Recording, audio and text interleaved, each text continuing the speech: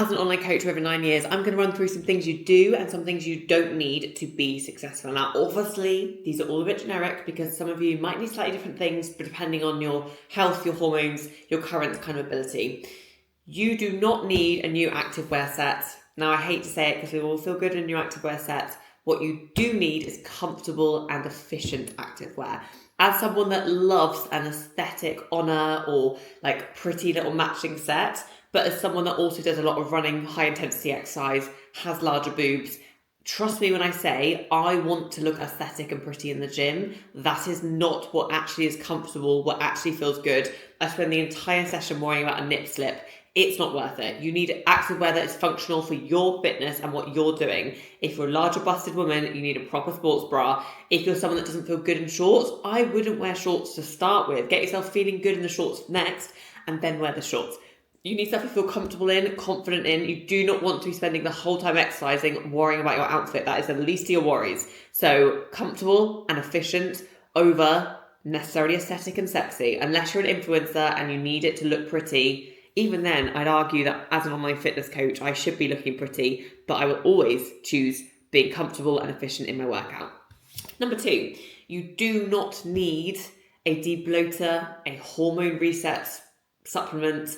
Anything that's promising to do those things is a marketing ploy. If you have a bloating issue, then you need to look at your diet. You need to address what it is that's causing the bloating, whether it's like the tight leggings that are causing bloating, that's quite common, whether it's you're eating too quickly, chewing gum, fizzy drinks, whether it's a certain food. You need to address that. You do not need a supplement to stop you bloating. You need to address the root cause because it is a sign that something's off. And I would say, I think we're also fearful of bloating. Some bloating is natural. If you wake up in the morning and you go to bed and you look quite different, that's normal. All of us, when we've eaten food, has to go somewhere. Your stomach is going to look different. I have a 6-pack first thing in the morning. I don't by the end of the night because I eat and I drink. That is normal. Bloating isn't always a sign of something bad, but if you are actually bloating, you need to address that. And same with hormones. A supplement on its own is not going to reset your hormones. It is going to be a lifestyle thing. It's going to be so many different factors, and it is just a marketing ploy. It probably has stuff in it that you don't need. It probably has stuff that you do need, but not in the right amounts. You need to look at your labs or your blood work. I'm speaking to my Americans. You need to look at your blood work and you need to know what you need to change and what you need to do from your lifestyle perspective, as well as potentially some hormones, potentially some supplements. I'm not saying supplements are bad. Most of my clients have some form of supplements I've recommended, but it's usually based on their blood work and it's almost always based on what they need for their goals and their health currently. Number 3, you don't need a vibration plate or a red light therapy box. I've got one there as a good example. They're okay to have, and I'm not saying don't have them. If you want to spend your money on those things, sure, you are not going to get the body of your goals from a vibration plate. And even though I actually love my red light therapy box, you are also not going to change inflammation or PCOS or any other thing, or weight loss or any of the things it kind of promises. There are some benefits again to these things, like lymphatic drainage for the vibration plate is quite good.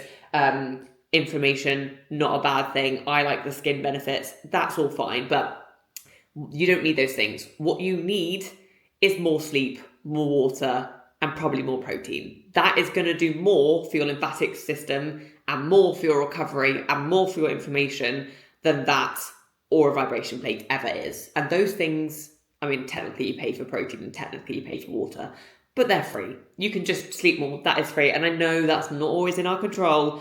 I've got a newborn puppy, and that's not the right way of saying it. I've got a puppy. I get it. Sleep isn't always in our control, but there are things that you can do, like drinking more water and eating better and moving your body more, that you can usually control to some extent. That will do more for you than a vibration plate or red light therapy.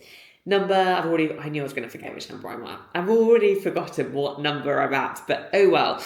You do not need accountability. Now, when I say that, I might be shooting myself in the foot because any of my clients are going to be like, Liv, why am I paying you then?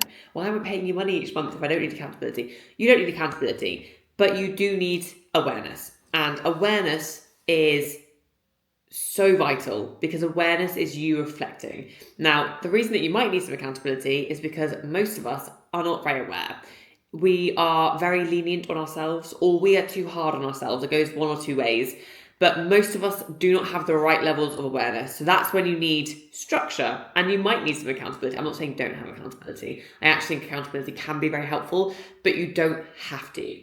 If you are someone that has the ability to have honest conversations with themselves, reflect on what's going well, what's not going well, very aware of their actual habits, great. You probably don't need accountability. For those of you that like fog eat, so when you're eating stuff without realizing, you're grazing without realizing, you're a bit lenient on yourself and you let yourself off at the hook a lot, you probably do need accountability. But not everyone does. And I'm not gonna, even though it's literally my business, I'm not gonna tell you have to have accountability to reach your goals. Do I think most of us will benefit from it? Yeah, but do I think you have to have it? No. You also do not need and should not cycle sync your workouts. So cycle syncing is a big thing at the minute, and I get it, it's trendy. I actually, as a girl, love the idea because I get brutal periods and I hate training over my period and it sucks. But as a fitness professional that knows the science, you don't want to do it. You do not want to cycle sync your workouts. You want a consistent plan that you can rinse and repeat throughout your cycle. Don't get me wrong. I am not going to go and do my longest run or my hardest workout or try and hit a PB on day one of my period because it's going to suck and I'm going to feel tired and horrible. But the reason you don't want to cycle sync is because you, throughout the month, want to progress. So that means more weight, more reps, working harder, more intensity, more runs, and that is how you get fitter, stronger, leaner, meaner, get more toned, lose fat properly, all of the things we're trying to probably do. The way to do that is consistency. So what you need to do is maybe have a bit of flexibility. Like again, know that again, if it's day one or you're middle of your luteal phase and you're struggling, maybe have a slightly easier workout you can do, or maybe have switch around the days so you're not like, feeling your absolute worst when you do the workout, but you do not want to cycle sync, which basically means doing different workouts every week of the month. Again, I get it. It sounds lovely. I actually think it'd be very fun to do. Never going to get you the results you're after.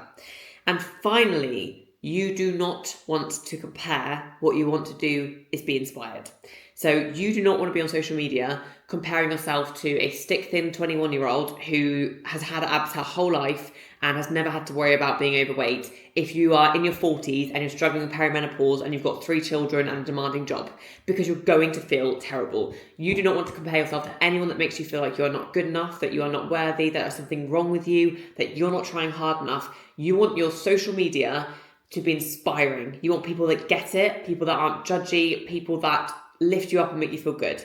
Now, I'm not saying anything is wrong with that 21-year-old that's got abs and is in perfect shape, because that's lovely and great for her, and I'm never going to bash another woman for like being who they are, but you need to be selective. I know that there are certain other online coaches or other women that like just have my dream physique or my dream life or whatever it might be, and yes, obviously that's a reflection on us and our own insecurities, but seeing it every day is not helpful. We grew up hundreds of years ago only knowing the people around us, and that was all we knew. And in the last 100 years, we've gone from knowing just the people down the road or in our little village to knowing hundreds, thousands, millions of people we will see in our lifetimes on social media. And that is mentally difficult. And it leads to comparison, and it leads to you completely worrying about everyone else. So stay in your own lane, curate your social media to those that get it or are inspirational or make you feel better or give you value or make you inspired, rather than comparison. If you have any questions on any of this, drop them in the comments below. As always, make sure you're subscribed and like the video, because I do drop educational videos twice a week, every week. And the information for coaching and one-to-one support is in the link in my bio.